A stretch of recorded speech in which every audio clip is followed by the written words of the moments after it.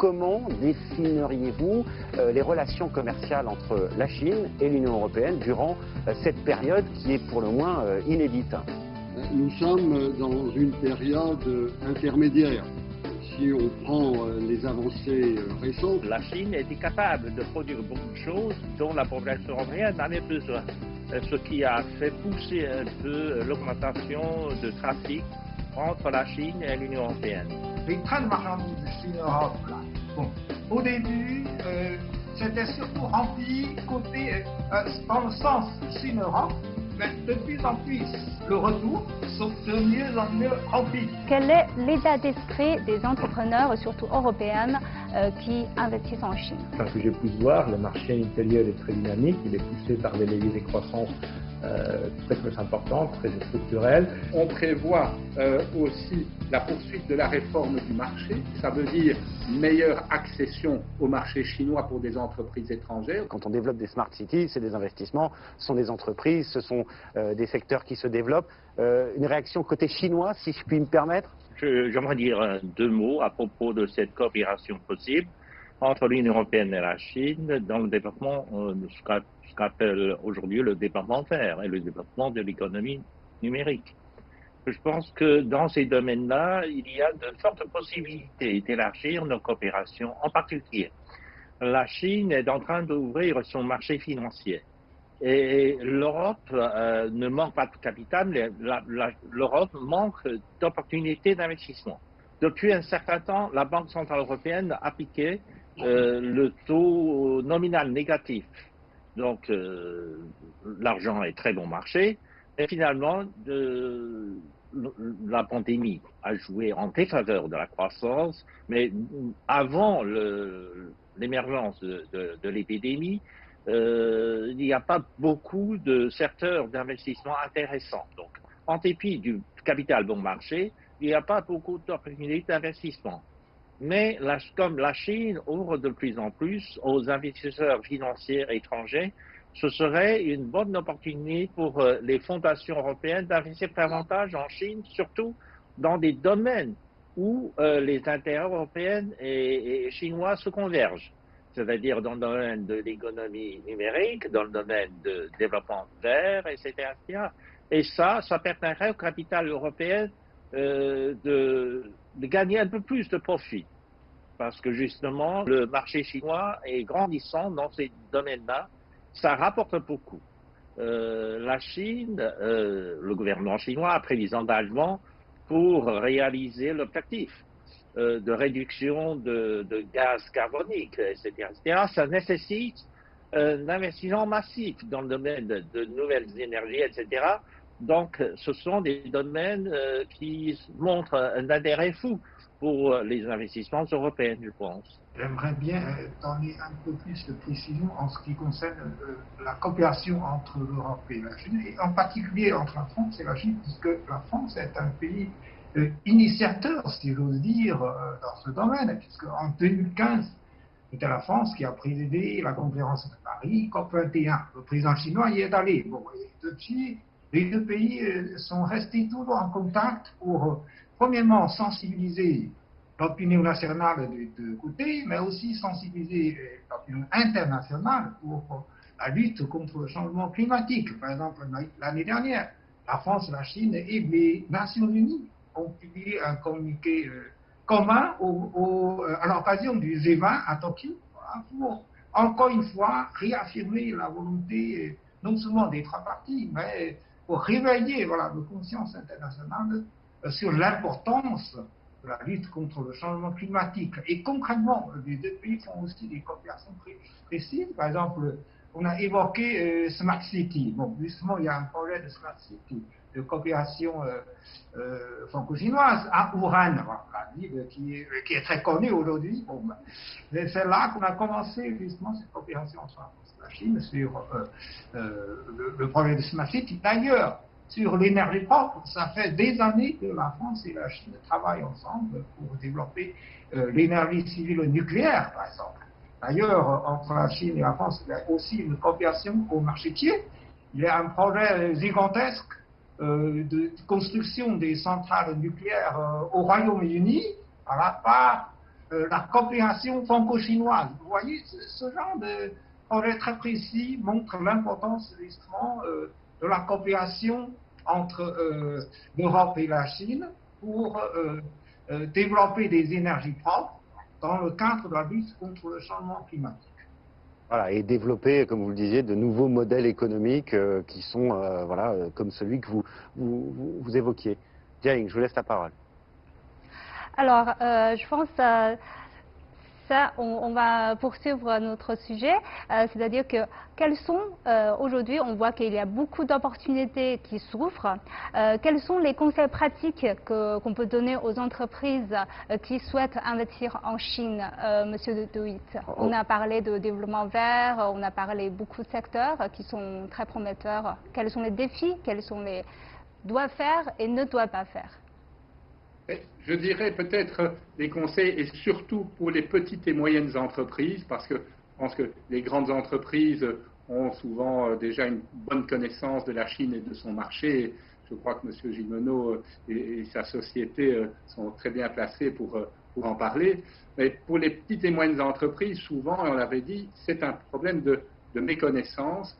Et donc, je pense que nos entrepreneurs doivent être et mieux se renseigner, deux, attention l'obstacle de la langue. Donc, lorsque vous négociez, par exemple, je dirais l'arrivée sur un marché, la négociation de contrat, assurez-vous que, je dirais, vos interlocuteurs comprennent parfaitement ce que vous dites, et notamment lorsque vous avez une discussion très technique, que l'on soit certain que cela soit bien traduit en langue chinoise. Ici, je me place d'un point de vue européen, mais la même chose vaut pour les Chinois venant en Europe. C'est aussi une meilleure connaissance de la législation locale. La loi existe en Chine, elle s'est fort sophistiquée au cours des 40 dernières années. Il y a une meilleure protection aussi des droits intellectuels, on l'a vu aussi au cours de ces dernières années avec la création de cours et tribunaux. Je dirais donc, renseignez-vous, abordez le marché après avoir mis tous les œufs dans votre panier, assurez-vous que vous avez une bonne équipe de négociation et surtout pour les PME, assurez-vous du suivi. Je constate souvent qu'un certain nombre de projets pour des petites et moyennes entreprises échouent parce qu'il n'y a pas de suivi. Assurez-vous qu'il y ait une équipe qui, en Europe, au siège de l'entreprise, soit tous les jours, en permanence, en contact avec votre équipe en Chine. À défaut, vous aurez des problèmes. Non, enfin, je voudrais juste simplement demander à M. Gimeno d'ajouter quelques mots. Écoutez, s'il s'agit de donner des conseils, je donnerai 3 pour toute entreprise qui veut s'installer en Chine. Les premiers conseils, c'est de développer les plus larges et les plus denses réseaux de relations et de partenariats possibles, que ce soit au niveau du gouvernement, que ce soit au niveau des clients, des partenaires, des universités, des startups. Donc, plus ces réseaux sont denses et profonds, mieux ça sera. Un deuxième conseil, c'est de s'appuyer très largement sur les équipes locales, sur des équipes qui ont cette connaissance intime des marchés locaux. Souvent, les entreprises étrangères, quand elles viennent en Chine, elles viennent accompagnées d'une armée d'expatriés qui comprennent mal le marché chinois. Ils n'ont pas cette connaissance intime de choses et ça retarde leur développement. Donc, ayez confiance sur les équipes locales, développez les équipes locales. Ces gens qui connaissent vraiment de façon profonde et intime la réalité dans laquelle il faut développer votre entreprise. Et mon troisième conseil, c'est de développer des organisations très ouvertes, des organisations très agiles, très flexibles, très rapides, des organisations très orientées vers l'action, parce que l'environnement chinois est un environnement très volatile, très rapide, très changeant. Et si vos organisations ne sont pas adaptées à cet environnement si dynamique, vous avez beaucoup de chances que ça ne se passe pas bien. Voilà, puis il y a des organisations et des initiatives qui sont mises en place au niveau européen, notamment par la Commission européenne, pour aider les PME. Vous parliez des PME, monsieur DeWitt, il y a quelques instants, pour aider les PME et accompagner, hein, c'est important, les PME qui s'installent en Chine. Je ne sais pas si vous voulez réagir, parce que c'est bien d'avoir les conseils aussi des Chinois pour les entreprises européennes. En deux mots, puis après on passera au tourisme, si vous êtes d'accord. J'aimerais dire, oui, quelques mots. En fait, la Chine est en train de négocier avec l'Union européenne pour arriver à un accord de l'investissement réciproque. Cet accord est appelé CAI en anglais. Je veux dire un accord de l'investissement complet ou global. Une fois arrivé, je pense que cet accord va permettre aux investisseurs de l'Union européenne et aux investisseurs chinois d'investir réciproquement dans deux marchés. Mais il faut faire un peu plus d'attention parce qu'en Union européenne, vous avez la Commission européenne qui est en charge de beaucoup de questions d'investissement. Vous avez le Parlement européen, etc. Mais en même temps, vous avez aussi le gouvernement des pays membres. Quelquefois, ils ne sont pas toujours d'accord sur des projets d'investissement. Donc, avant d'y investir, il faut que les investisseurs trouvent un point d'intérêt commun entre les deux. C'est la même chose pour les investisseurs européens. Quand ils veulent investir en Chine, il faut faire des comparaisons. Parce qu'en Chine, bien sûr, le gouvernement central est beaucoup plus puissant que Bruxelles, mais tout de même, le gouvernement central de Pékin doit négocier aussi avec les gouvernements de province pour savoir si les types d'investissement rentrent aussi dans l'option nationale. Et ce n'est pas toujours facile, la négociation entre les autorités locales et Pékin. Et il faut que les investisseurs y prennent conscience de ce genre de différence et vice-versa. Donc, pour des entreprises qui veulent investir en Union européenne, il faut savoir aussi qu'il y a souvent des contradictions entre les gouvernements pays membres, mais aussi Bruxelles. Voilà. Donc, il faut faire attention à ce genre de différences. Monsieur Rimello, vous allez nous quitter. Moi, il y a une question que je voulais vous poser qui est très simple. Quand on parle d'avenir, on pense un peu au passé, forcément, hein, on pense un peu à ce qui s'est passé. Est-ce que c'est pas d'une relation équilibrée dont on a vraiment besoin, puisqu'on a parlé parfois, on a évoqué certains déséquilibres, et est-ce que vous sentez qu'on va vers ça, quoi? Oui, tout à fait, je pense qu'on va vers ça. Tout d'abord parce qu'il y avait certains déséquilibres sur le plan de la compétitivité qui sont en train d'être éliminés. On parlait tout à l'heure de l'environnement. Vous avez l'effet que la Chine se soit mis en ordre de marche par rapport à l'environnement, a assaini les conditions de concurrence. Jusqu'à présent, les entreprises européennes remplissaient certains standards que les entreprises chinoises ne faisaient pas. Et ça a créé des différences en termes de coûts de production. De même, en ce qui concerne les coûts de travail, hein, la croissance économique de la Chine a comme conséquence positive la prospérité du pays et donc la réduction du gap en termes de coûts de salaire entre la Chine et l'Europe. À ceci s'ajoute l'effet que la Chine est en train de transformer de façon radicale son modèle économique. Un modèle économique qui était basé sur les volumes et qui, à partir de maintenant, enfin depuis quelques années déjà, commence à basculer vers la technologie, vers l'innovation, vers la qualité, vers la montée en gamme. Et donc on rentre maintenant dans un domaine de concurrence qui est beaucoup plus équilibré et dans lequel il va falloir utiliser nos meilleures armes, celles de la créativité, de la compétitivité et de l'innovation. Personne ne pourra dire dorénavant que les concurrents chinois nous battent parce qu'ils bénéficient des conditions exceptionnelles que les entreprises européennes n'ont pas. Donc je pense que c'est une concurrence beaucoup plus azénie, mais elle sera aussi intense, hein, parce que les domaines dans lesquels cette concurrence va se passer ne sera plus celui du prix des ventes, mais celui de la compétitivité, de la créativité, de l'innovation et de la technologie. Les règles de jeu sont en train de changer complètement et les terrains de jeu, ils changent aussi. Voilà, les règles du jeu sont en train de changer, le terrain de jeu change. Merci infiniment, Monsieur Rimeno, d'avoir été avec nous. Je vous On vous remercie. libère parce qu'on sait que vous avez une réunion importante et business first, évidemment. Merci encore. Quand on évoque ces relations économiques, l'évolution de tout cela entre l'Europe et la Chine, on ne peut évidemment pas occulter un secteur qui est fondamental, celui du tourisme.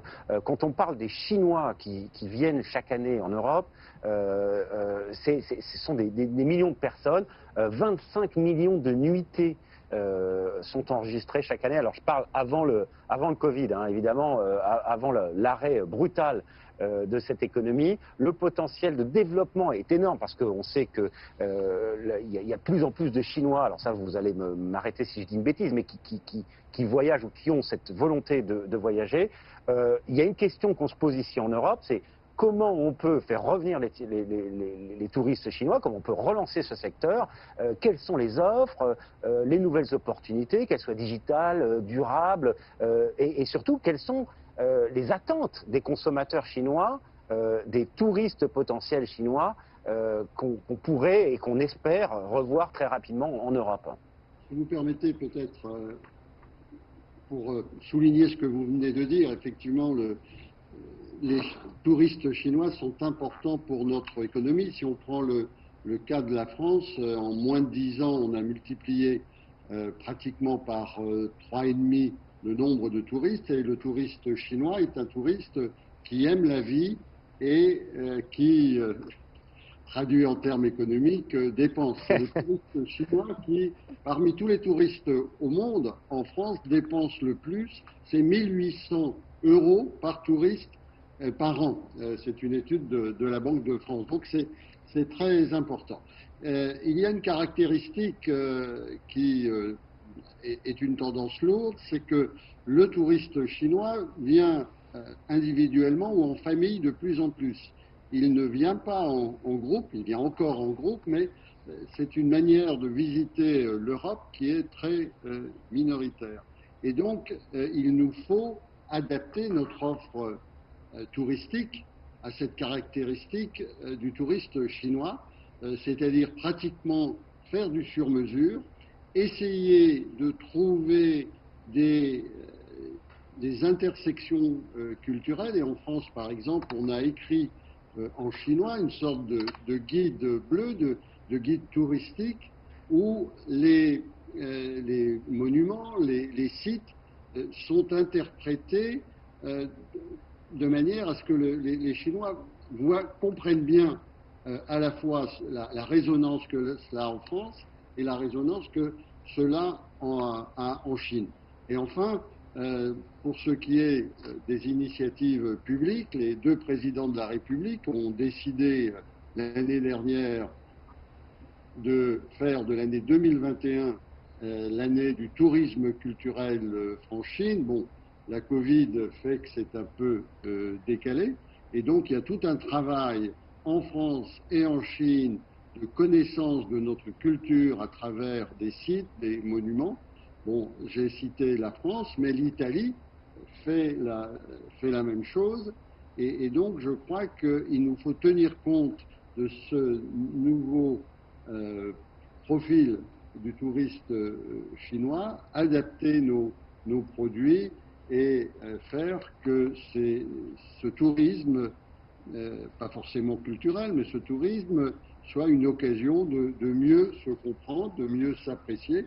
Et je citais tout à l'heure cette étude qui a été faite entre la corrélation entre l'image du chinois et la présence du touriste chinois. Donc cette occasion de contact personnel sans lequel on a souvent affaire à des clichés. En effet, les Chinois s'intéressent énormément à la culture européenne. C'est la civilisation qui nous attire, parce que la civilisation européenne est totalement différente de la civilisation chinoise. Donc, voilà, l'Europe nous attire.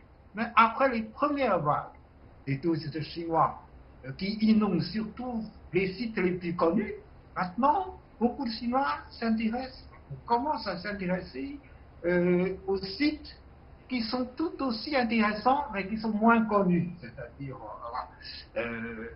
les provinces, les régions, par exemple. Récemment, j'ai rencontré un homme d'affaires chinois qui est apparemment très riche et qui m'a dit qu'il a visité la France au moins 30 ou 40 fois. Il n'est pas uniquement à Paris, hein. Bon, il va partout dans les autres provinces, il découvre les différents sites et puis il se repose. Donc je pense qu'il est intéressant aujourd'hui de faire connaître davantage les différentes régions d'Europe.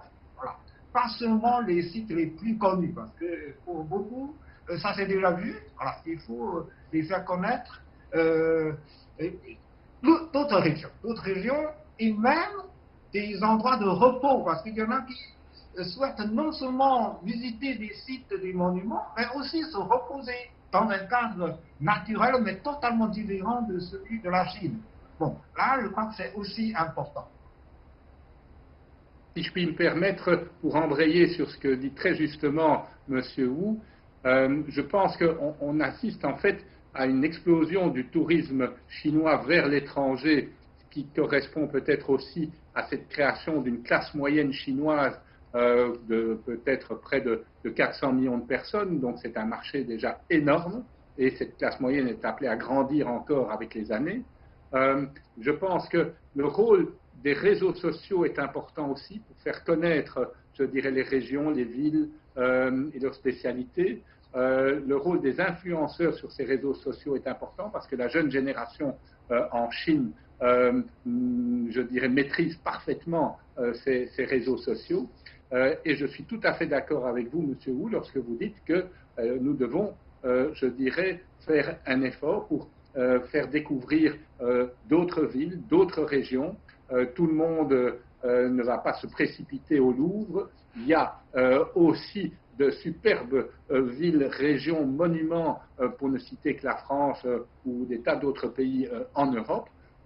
Et là aussi, comme on l'a dit, je pense qu'on doit aussi faire l'effort de l'accueil, avoir des indications en chinois, avoir des guides pouvant parler chinois ou des audio-guides parlant chinois, avoir aussi, comme c'est la crise du Covid, que nous avons moins de monde pour le moment, mais on peut continuer à faire connaître nos villes et nos régions à travers des vidéos, à travers les médias. Et vous, CGTN, vous, Euronews, vous pouvez jouer un rôle, bien sûr, à faire connaître, je dirais, tant la Chine que l'Europe à l'un et l'autre. Il nous reste 5 minutes. J'ajouterais encore 2 mots. Allez-y, je vous en prie. Encore 2 mots sur le tourisme chinois en Europe et le tourisme européen en Chine. Je pense que pour que les activités touristiques reprennent, il faudrait arrêter d'abord la pandémie. Et là-dessus, les Européennes et les Chinois ont encore beaucoup de travail à faire. Je pense qu'on pourrait encourager les gouvernements de l'Union européenne, de Chine, de renforcer leur coopération dans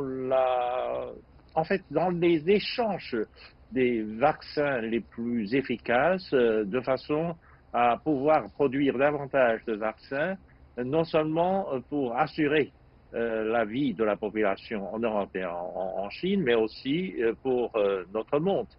L'Europe et la Chine ont les capacités de production, ont les savoir-faire de recherche de la vaccination, etc. Je pense qu'on devrait faire encore un effort de coopération internationale pour montrer au monde que là, nous sommes l'espèce humaine qui ont le même sort, qui sont aussi vulnérables au coronavirus les uns que les autres. Et la seule solution, c'est de joindre nos efforts pour trouver une solution commune à tout cela. Et il faudra, l'épidémie, une fois convaincue, on aura toutes les possibilités de renforcer nos échanges de développer les activités touristiques, etc., etc. L'engouement des touristes chinois pour l'Europe est grand. On est vers la fin, donc on va à la conclusion. Je pense, Serge, on va continuer sur la question que vous avez posée à M. Réméno pour écouter les autres invités. Est-ce qu'on va vers, est-ce qu'on peut avoir une relation plus équilibrée, comme il y a beaucoup d'interrogations là-dessus en Europe, je pense en ce moment, entre la Chine et l'Europe dans l'avenir. 30 secondes chacun, parce qu'on est vraiment à la fin. 30 secondes, s'il vous plaît. L'équilibre est effectivement très, très important, mais moi je suis optimiste parce que, avec tous ces changements à la fois d'économie chinoise, de la Covid, on est dans une période d'incertitude et d'insécurité, et la Chine et l'Europe actuellement se donnent les moyens de réduire cette incertitude et cette insécurité. C'est là le sens qu'il faut donner aux accords que nous négocions avec la Chine, que l'Europe négocie avec la Chine, et le souci que nous avons de restaurer, de rénover le multilatéralisme. Monsieur De Witt, quelques mots. Oui, mais je souscris entièrement aux paroles de Monsieur l'ambassadeur de Galais. Je dirais écoute mutuelle, respect mutuel, connaissance mutuelle, et là nous devons faire tout mettre en œuvre pour mieux se connaître, favoriser les échanges, qu'ils soient culturels, qu'ils soient économiques, viser aussi les jeunes générations et surtout sortir d'une idéologie isolationniste. Ce n'est pas en travaillant seul qu'on y arrivera, c'est justement en joignant les mains, et M. Ding l'a très bien dit à propos de la lutte contre le Covid, c'est en faisant des recherches conjointes qu'on y arrive. Monsieur Wu. J'aimerais bien dire deux choses. Premièrement, la Chine ne veut absolument pas être un pays uniquement producteur qui inonde le monde entier de ses produits. Non. Ce que la Chine veut, c'est d'abord un pays innovateur. Ça, c'est déjà dit clairement par nos plans quinquennal et le plan à long terme pour l'année 2035. Deuxièmement, la Chine restera évidemment un pays producteur, puisque l'industrie est toujours importante pour nous, mais en même temps, la Chine veut être un très grand marché pour tout le monde, pour tout le reste du monde. C'est pour cette raison que ça fait 3 ans consécutifs que la Chine organise une exposition internationale d'importation. Et cela offre des opportunités énormes à tous les exportateurs du reste du monde.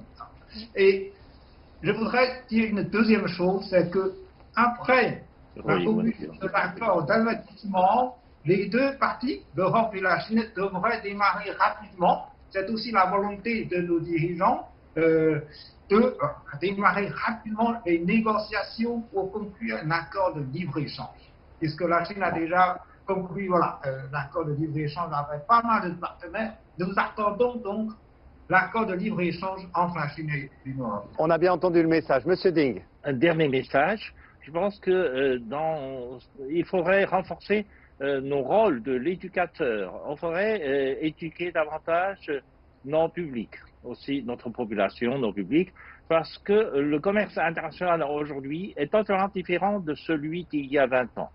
Par exemple, il y a 20 ans, les échanges commerciaux étaient des échanges des produits fabriqués, des manufacturés.